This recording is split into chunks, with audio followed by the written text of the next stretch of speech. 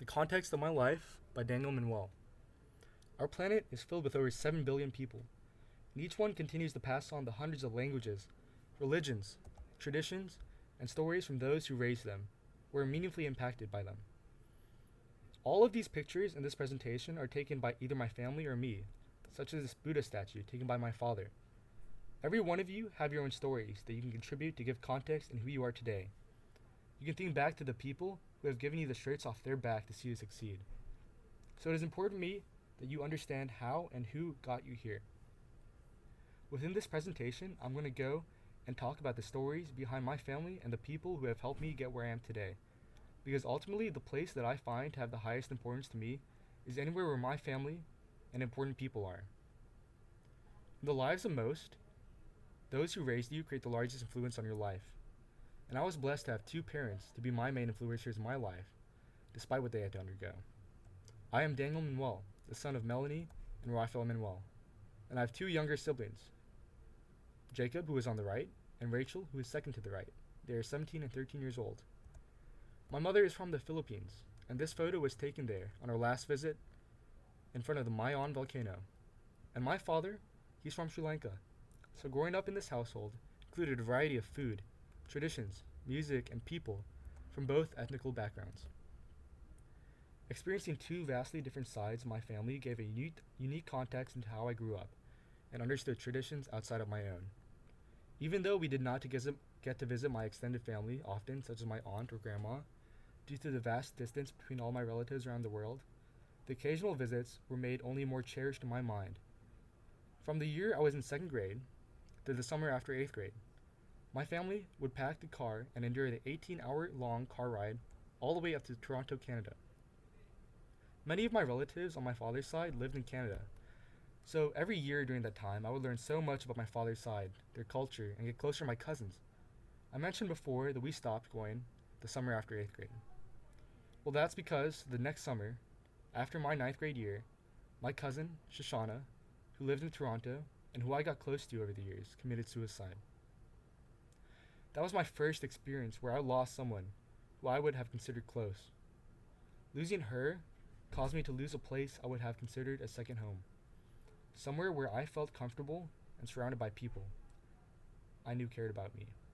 I can never imagine how her direct family, my aunt, uncle, and cousins, would feel after losing their loved daughter and sister. I lost an influential person in my life, which indirectly caused me to lose a place that had significant importance in my life. As I mentioned before, my mother is Filipino and my father is Sri Lankan. So my family that I have back home, overseas in both countries, hold immense importance in my life. Out of the 18 years that I've lived in the US, I've only been able to go back home twice. The cost of planning and time commitment of leaving our lives here have all deterred us from going back to the places that I would consider most important. I know it is even harder on my parents, as they are away from their parents, their siblings, my aunts and uncles. The first time I went back home was when I couldn't even have remembered. I was 2 years old, and at the time, Sri Lanka was under turmoil and political instability as it underwent a civil war that would eventually end in 2009. Any rational parents would be scared during this time.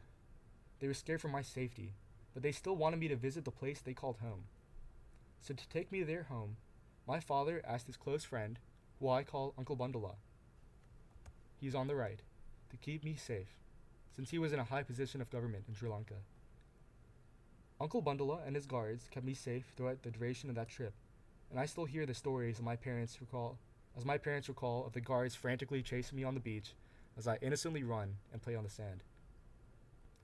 The second time I visited home was in 2019. I was 16 and I was excited to finally go back home.